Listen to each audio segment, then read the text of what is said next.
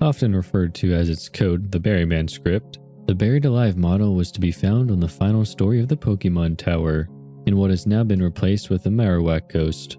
According to the scripts assigned to it, the Buried Alive model was intended to be the boss of the tower. Once reaching the top floor, the following conversation would have taken place with the model.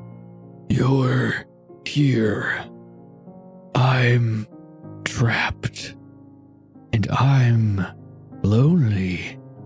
So very lonely. Won't you join me?"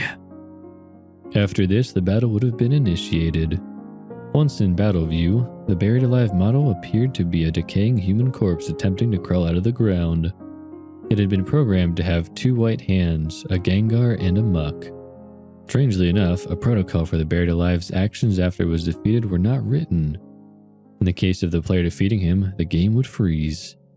However, a specific ending was written by an unknown programmer upon losing the battle.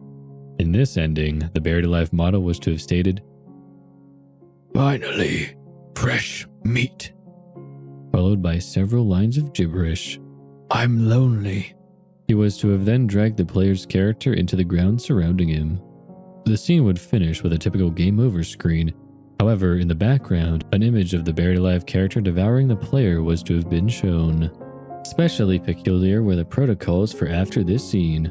The cartridge was to download this image to the small internal memory contained in the Game Boy, overriding the title screen that normally accompanied a Game Boy turning on. Instead, whenever it was started, the player would view this image as the sound file staticmesh.wav was played.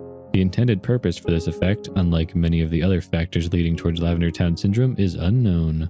In the rest of the Pokemon games, such as Pokemon Red and Pokemon Green, it doesn't appear except for Pokemon Blue.